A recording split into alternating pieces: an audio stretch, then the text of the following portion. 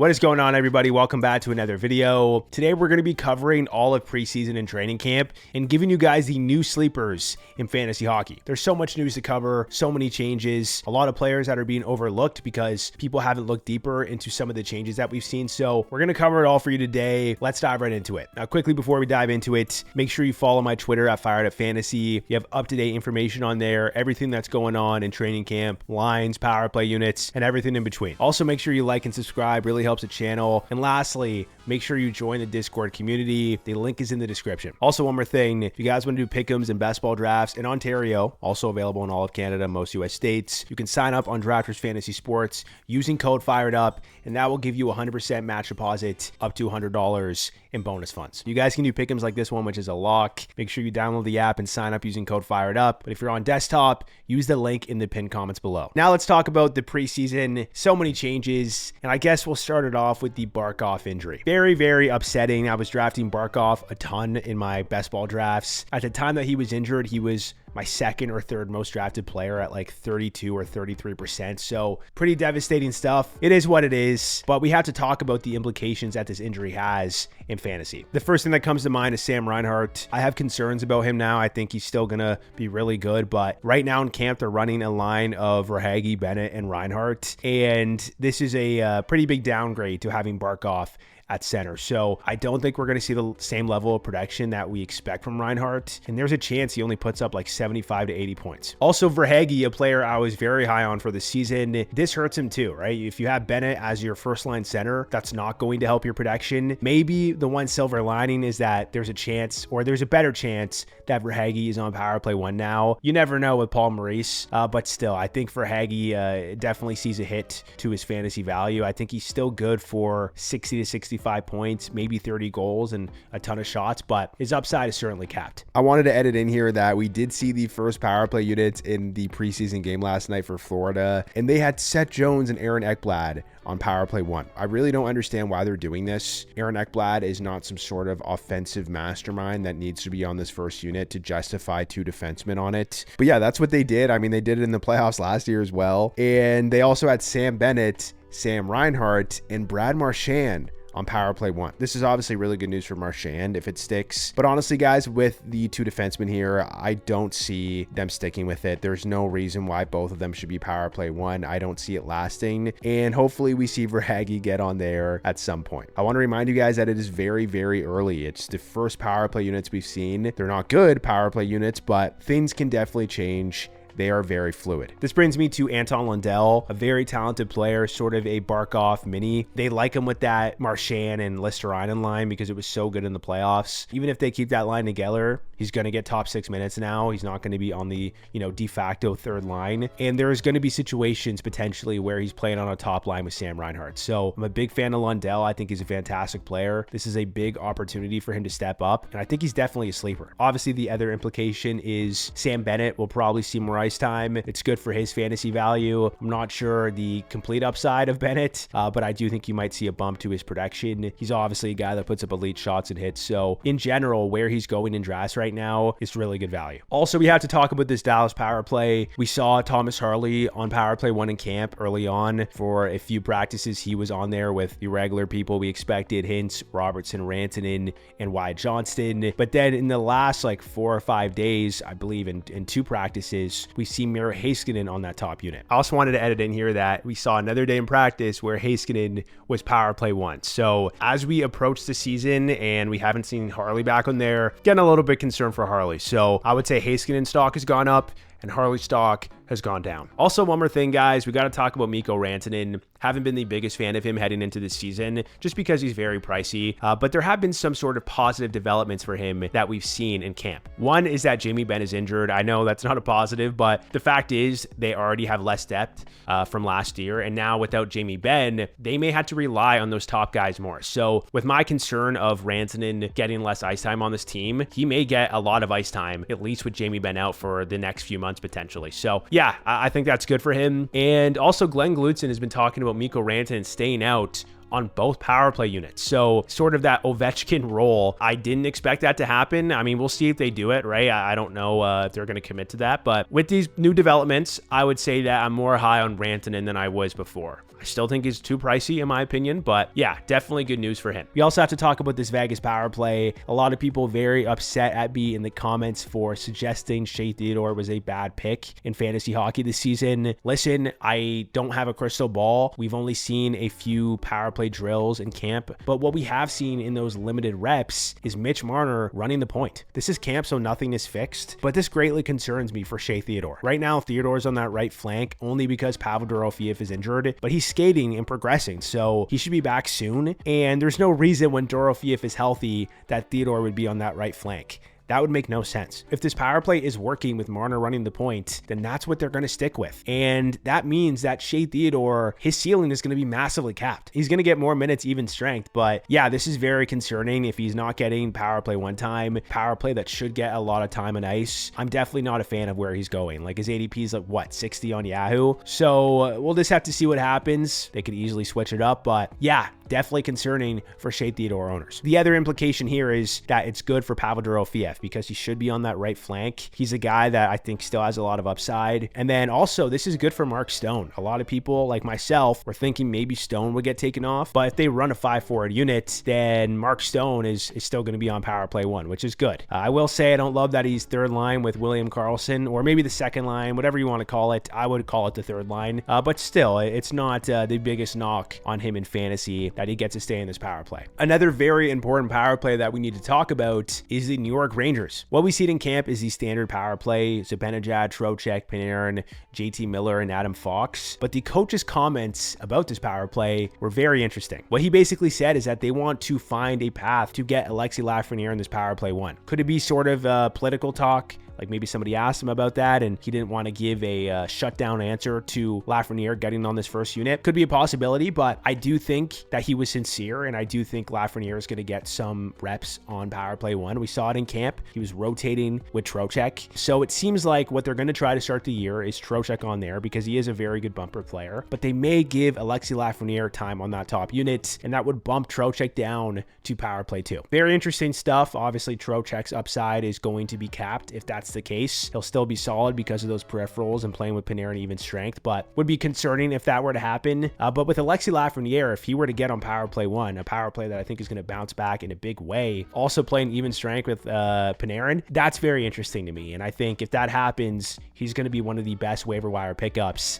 that we're going to see this season. Another power play we have to talk about is this Colorado Avalanche power play. Initially, what we saw was Nichushkin net front for a couple of practices. In the last practice, they put Lekkerin on that power play 1 as the net front guy. They also moved Lekkerin to line 1, even strength with Necas and McKinnon. Previously, they had Nichushkin up there. We'll see what happens. I'm sure they're just trying things out and seeing which players have chemistry. And obviously, this was to be expected in terms of the net front spot. It was always going to be a battle between Nichushkin, Lekkerin, and Landeskog, although Landeskog hasn't gotten any reps on this first unit, so not so good for him. But the big thing that really stands out on this power play is that Brock Nelson has been a lock on this first unit for the entire camp. I was not projecting Brock Nelson to be on this power play. Maybe that was foolish of me considering that this guy's been close to a 40 goal scorer for multiple seasons in the past couple of years. But if this were to happen, if he was in this bumper on this man advantage with Nathan McKinnon and Cale Makar, then he is a massive sleeper. We'll see what happens. It's just camp. If they play a few games and the power play is not clicking, I'm sure they're going to switch things up. So I'm not betting on it. I'm not going to assume it's a lock, but it is very good news for Brock Nelson, and he is going very late in drafts. So as a late round pick, if you haven't drafted yet, I would definitely take a look. Another power play we have to talk about, unfortunately, is the Utah Mammoth power play. This was not the best news. We essentially saw Nick Schmaltz and Barrett Hayton on power play 1. Obviously, you have the staples being Keller, Gunther, and Sergachev, but this is not good news for Logan Cooley. The coach's comments concern me even further, where he basically said that they wanted to unlock his game more, basically playing him in Keller's spot, because that is sort of naturally where Cooley would play on a man advantage. But I think this is pretty stupid. You have elite players on this first unit in Gunther and Keller, and you want to have that first unit out as long as possible. So you want to be transitioning Cooley into the bumper role. You want to make him learn that role so he can be with those skilled players and elevate this power play. It makes no sense to have him on the second unit. Again, it's just camp, and maybe they like the look of other units and they switch it up. But yeah, I don't like the coach's comments at all. And at least to start the year, it looks like Cooley's going to be on power play too. The only other thing I will say here is that I think this further decreases the chances of JJ Peterka being on this top unit. I talked about this in my power play video. I was not expecting this to happen. It just didn't make sense with the pieces that were there. But I really don't see a pathway for Peterka to get on power play 1 unless there was a significant injury or a few significant injuries. In more big power play news, we got to talk about the Montreal Canadiens. Again, it's just camp, but what was very interesting is they were running Bolduc on power play 1 and then Laine and Demidov on power play 2. They essentially have Bolduc as the net front player. He's very good net front, so I get why they wanted to try this out. Slavkovsky on the right circle, Caulfield back in his natural spot on the left side, Suzuki bumper, and Hudson running the point. This is very interesting in a bunch of ways. Now they have Laine and Demidov on power play 2, and Laine was the best power play goal scorer in the NHL, and Demidov is so skilled. So if they keep these units together, then they may give more ice time to the second unit than they normally would. This might limit the upside of Suzuki, Caulfield, and others, so only time will tell. But I don't see these power play units as fixed. I'm sure they're going to try Laine on the top unit, maybe Demidov, but it is a complicated situation. I don't know what you do. If you put Demidov on there, I guess you take Bolduc off and you move back Slav to the net front, and then I guess you just have Laine on power play 2. But if Laine's ripping goals on power play 2 and you want to move him up, then what do you do now? You move Slav back to the net front, and then Demidov's only on power play 2. It's going to be hard to have both Laine and Demidov on power play 1 together, unless you want to take Slavkovsky off and put Suzuki net front, but it doesn't make much sense. So yeah, I do think the units that we're seeing right now, I think we're going to see that to start the season, and it's very interesting. I also wanted to edit in here that Bolduc is injured. He's only day to day, but they may run some different units in camp because of this. Yeah, we'll see what happens there, but the injury is not supposed to be long term. We also got to talk about this Devils power play. I was catching a lot of flack for telling you guys that I'm not a big fan of Timo Meier this year and that I don't expect him to be on power play 1. And people were like, no, he's on power play 1. Go check daily faceoff. Guys, newsflash, he was on power play 1 for 1 day in camp. And it wasn't really officially on power play 1 either, because him and Mercer were rotating. And then ever since then, it's been Mercer on power play 1 in drills and Meier on power play 2. We also have to mention that the only reason for this is that Stefan Noesen got injured. If it wasn't for an injury, then Noesen would be on power play 1. That's just a fact. The Devils had the 3rd best power play in the NHL last year. There's no reason to change it up. I just think Noesen as a net front player is what they want. They don't like Meier as a net front guy. I don't think they want to move Chychrun to the net front if they put Meier on the right circle. And we also know that Stefan Noesen will be returning soon. He's skating and progressing, so he's going to be returning sooner than later. And if everyone's healthy, I just don't expect Meier on power play 1. We also got to talk about the Tampa power play. As I expected, Bjorkstrand is on that top unit with Kucherov, Genso Point, and Victor Hedman. Victor Hedman has a minor injury, but not serious. Maybe this gets switched up, but I don't think Hagel is the guy they want on power play 1. What's actually interesting about this power play, though, is that they put Point on the left circle. Point has been this sort of premier bumper player,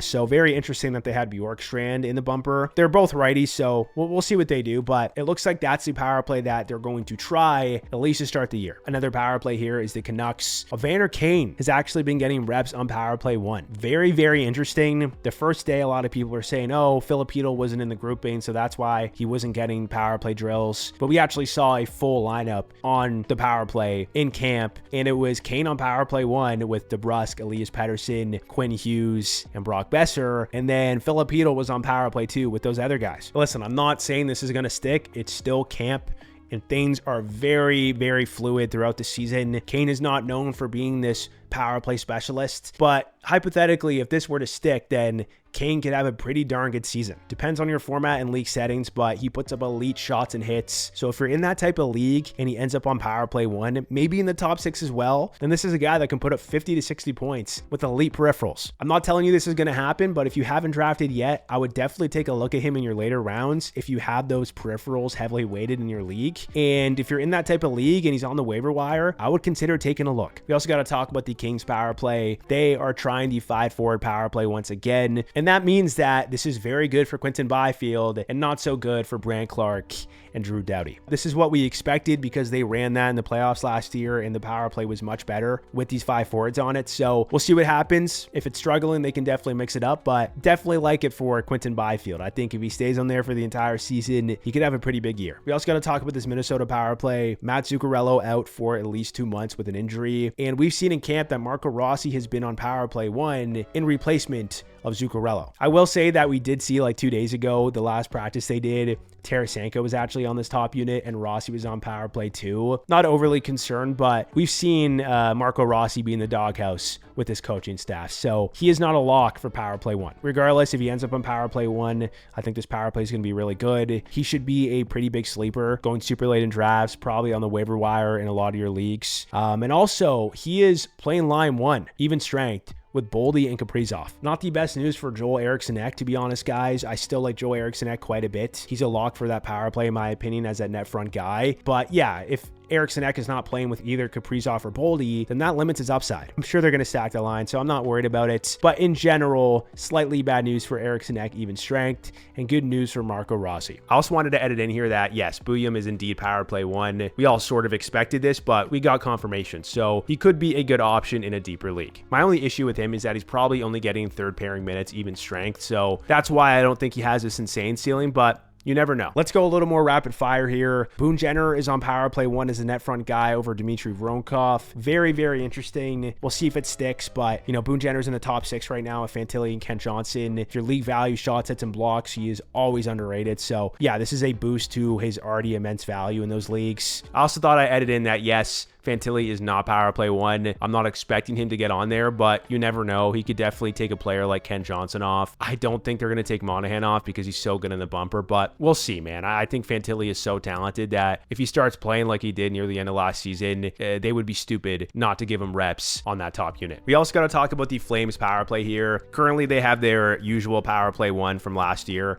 with Weegar on it, and then they have Zane Parekh and Rasmus Andersson on power play 2. I think Parekh should be making the team here. I'm not sure if they've made their cuts yet. He doesn't really have much left to play in the juniors, or to prove in the juniors, I should say. And to be honest, guys, there's no way that Parekh does not end up on power play 1 for the entire season if he stays with the Flames. I just don't see that happening. Parekh is way more dynamic than Weegar. So yeah, I don't love Mackenzie Weegar this season. He'll still be good in those heavy peripheral leagues, but I do think Parekh will end up on power play 1 at some point, and that means he will have value in a lot of leagues. We also got to talk about this Washington power play. Chychrun is on power play 2 in the first set of power play drills we've seen in camp. Not the best news for Chychrun, guys. I'm a fan. I think he has upside, but he needs power play 1 deployment. And on this power play, they obviously had John Carlson, but they had Pierre-Luc Dubois on this top unit, something they tried out last year in some situations. And if that sticks, then Dubois could be a pretty good sleeper. Also with the Chicago power play, Bertuzzi is the net front guy, as expected, because he scored so many goals as a net front player last year. Not the best news for Ryan Donato. Some people were expecting Donato to be on this power play. And also Sam Rinzel is power play 1, as I expected as well, because I just think he's better than Lefshunov. Not by a ton, but I do think Rinzel has really impressed me in the games that I've watched so far, and I think if your league doesn't count plus minus, then he's a pretty big sleeper. We also got to talk about this Carolina power play. They have Svechnikov in power play 1. Thankfully, I didn't know what was going to happen here because Rod was putting Blake on power play 1 last season over Svech. But he made the right decision. Hopefully it sticks, but I think this power play is going to be really good. I think it's going to be top 10 in the NHL with Aho, Ehlers, Svech, Jarvis, and Shane Gostisbehere. And I guess that's another thing as well. Some people were saying, oh, it's going to be Nichushkin on power play 1. Nichushkin is not even on power play 2, guys. So I think unless Gostisbehere gets injured or this power play really underperforms, it's going to be Ghost on this top unit. Also with the Isles power play, they have Anders Lee as a net front guy, and then Drouin is on power play 1 as well. We'll see if that changes. D'Angelo is also on power play 1, but Schaefer is on power play 2. No guarantees that Schaefer makes the team, but I think it's a good shot that he does. And maybe at some point Schaefer could overtake power play 1. I don't know if that's going to happen, but something to look out for. D'Angelo keeps power play 1. He is somewhat of a sleeper. Not the biggest fan, guys, but he's going super late in drafts, and he's not the highest roster player. And we'll see about Maxim Shabanov. off. Maybe he can take Drouin off power play 1 at some point. That would be only if he was overperforming and playing better than we expect. So yeah, we'll see what happens there. We also got to talk about the Edmonton Oilers power play. Zach Hyman is still out with an injury, expected to be back early November. And in his absence, they have David Tomasek on power play 1. I never heard about this guy until we got this update, but essentially he's a 29-year-old center coming from the Swedish Hockey League, and he had really good numbers in that league. Last season, he had 57 points in 47 games. This is not a guy that I'm expecting the world out of, but I do think in the month where Hyman is out, if you're in a deeper league and you need a guy to stream for a couple of weeks, he could be solid. Another thing to mention here is the Ottawa Senators. Drake Batherson is out for a couple of weeks. I wanted to edit in here that we did see the first power play units for the Sens with Batherson out. They have Stützle, Tkachuk, Cozens, Sanderson, and then Shane Pinto. So Pinto is likely filling in for Batherson. And this is good news for Dylan Cozens because it's not like we're seeing Drew on there over Cozens. So yeah, I think Cozens is a pretty big sleeper if he can hold this deployment. Another power play here is the Flyers. We really don't know what's happening here. They've been mixing it up lately, rotating a lot of guys in. But one player that has been pretty consistent on the power play that we've seen so far is Trevor Zegras. I think Zegras may be a sleeper in a lot of leagues because he is getting some even strength time with Michkov. He's on this power play with him as well. There is upside. I'm not saying he's going to put up like 75 points, but I do think if he is in the top 6 and on power play 1, he could put up 60 to 65 points. I also want to mention that we did see Tippett on this power play 1 in camp in the last practice. They were rotating a bunch of guys though, so I wouldn't read into it much. But early on, we did see Couturier in that initial power play group with Zegras, Michkov, Konechny, and Jamie Drysdale. So yeah, good for Sean Couturier because I think he's that net front guy taking faceoffs, and obviously good for Drysdale, who hopefully can unlock some of the potential that he had in his earlier years. Another power play here is the Pittsburgh Penguins. The power play that we saw was Evgeny Malkin, Brian Rust, Rickard Rakell, Sidney Crosby, and Erik Karlsson. Although we had Letang rotating in for Karlsson, which I still don't love. Like, why are we not putting Karlsson on power play 1 permanently? Like, why are we even thinking about not putting him on power play 1? But Brian Rust has his annual injury. He's out for at least 2 weeks. So in the last practice, we saw both Erik Karlsson and Chris Letang on this top unit. I also want to say that when Russ comes back, I expect Erik Karlsson to be the guy, the defenseman on this top unit, but it is not a guaranteed thing because of what we saw with Letang rotating in. Also with the Sharks power play, Will Smith, Willie Macklin, Celebrini, Tyler Toffoli, and John Klingberg. If your league doesn't count plus minus, then Klingberg could be a good option in deeper leagues. With the Jets power play, Perfetti is that guy replacing Ehlers on power play 1, which is good. For the Ducks power play, obviously we have not seen Mason McTavish in these power play drills, so it's hard to say, but it looks like they have Gauthier on the second power play unit, and the first power play unit is Kreider, Lacombe, Terry, Karlsson, and Granlund. Because McTavish and Gauthier have a lot of chemistry, they may have those guys on the second unit, but it's really not going to be like a first unit and second unit. It's more likely going to be a 1A and 1B. We have to remember that this is a new head coach with new players and lots of young players that could break out. So I'm not reading too much into these power play units. We're just going to have to see what happens throughout the year. I also want to mention that Lacombe signed a big contract, $9 million per year, I believe. I'm a big fan of Lacombe. I think he's going to play really well this year, put up like 50 to 55 points with really good shots, hits, and blocks. I think he's going to see the most power play time out of any defenseman on the Ducks. So yeah, he's a massive sleeper and happy to see the man get paid. Moving on to the Sabres power play, what we've seen is pretty darn consistent so far. It's Rasmus Dahlin, Tage Thompson, Josh Norris, Jason Zucker, and Alex Tuch. Really happy to see Tuch on there finally. He is too good offensively to be left off this top unit. Obviously not the best for guys like Quinn and Kulik and Benson, but things can change. Very happy to see Norris on there. He's also line 1, even strength with Tage. They've moved Tage to the wing. So interesting for Norris. If he can stay healthy, he's a massive sleeper. Puts up really good hits as well if he really counts those. You know, the only thing I will say about Tuch is even though I'm happy he's on power play 1, he's also moved away from Tage even strength because now Tage is on the wing. So there's one positive and then one negative. I'd like to see Jason Zucker off power play 1 at some point when they realize he's not going to have a 40% shooting percentage on there, and maybe Jack Quinn can get a shot. But for now, that's the power play I'm assuming they are going to start with, and that's good for Zucker, Tuch, Norris obviously, and you know, Tage and Dahlin are obviously the staples that are never going to get moved off that power play. We also got to talk about the Blues. As expected, they are running a 1A, 1B 1B power play with Snuggerud on that top unit, and then they have Jordan Kyrou and Dylan Holloway on the 1B power play. They also have Fowler on this first unit, so good news for him. You know, any unit with Robert Thomas is the de facto first unit, but they're not going to be getting as much power play time as a team like the Oilers or the Tampa Bay Lightning. So yeah, I mean, I don't love it. I don't love split power plays, but it is what it is. We'll see what happens. This is obviously not good for Dylan Holloway and Jordan Kyrou, but it is good for Jimmy Snuggerud, who's also playing even strength with Buchnevich and Thomas as well. So he could definitely be a sleeper. Also, in other news, Ukko-Pekka Luukkonen got injured in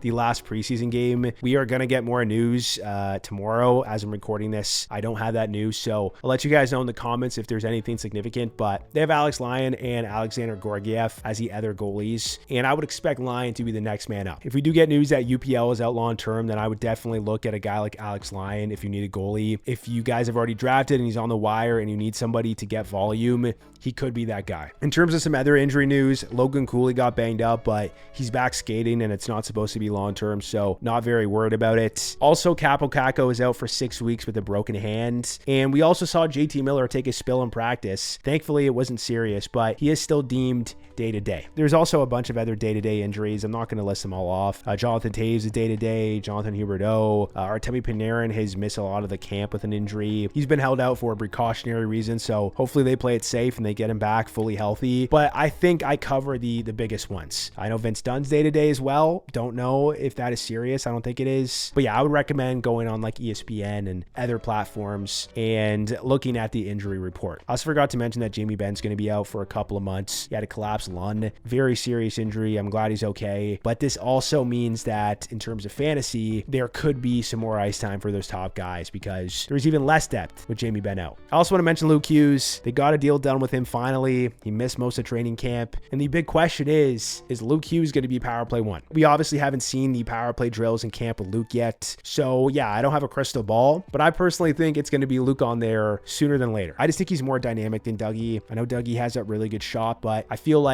at some point in the season, Luke is going to get on there. And take a look at this quote from his brother, Jack Hughes. Jack basically said he wants Luke to be on power play one, day one. Again, he's not the coach, but he is their superstar player who has some sort of say. And even though Keefe is a very intense, hard-headed coach, I think he recognizes that Luke stepped up significantly when Hamilton was out last year. So yeah, I haven't drafted a lot of Dougie Hamilton because of this. I have been avoiding him. I definitely mixed him in some of my best ball drafts just in case, because listen, the Devils power play was third best in the NHL last year with Dougie on it for the majority of it. So I wouldn't be surprised if they stuck with that for a bit. But yeah, I do think Luke is going to get on there very soon. The last thing I'll mention here is that there's a report that Carter Hart is likely going to sign in Vegas. He's missed a lot of hockey, so it's hard to say he is going to be this guy you want to take a look at. I wouldn't draft him or pick him up on the wire just yet, but this is a little bit concerning for Adin Hill because you could see later on in the season Hart eat into some of his games. It's hard to say that's even going to happen because he's missed so much time, but it is something to be aware of, and we'll just have to see how that plays out if Vegas does end up signing him. Also, two quick things I wanted to edit in. Nicholas Hague of the Predators is going to be out 4 to 6 weeks. Not the longest injury, but this definitely hurts Roman Josi for a bit because he's supposed to be on that top pairing, and now Josi's going to have to play with a guy that shouldn't be on that top pairing. And this may hurt UC Saros for a bit as well because it's not like their blue line is super deep, and yeah, this one hurts. Also, Dylan Sandberg is going to be out 6 to 8 weeks. I think this hurts Josh Morrissey a bit because there's just less depth and it's going to be different matchups now. And it also hurts Connor Hellebuck just a little bit too. All right, guys, that's the end of the video. If I miss anything, let me know. There's a lot of teams and a lot of news. I try to cover it the best I could, but make sure to hit that like button, subscribe, and I will catch you in the next one.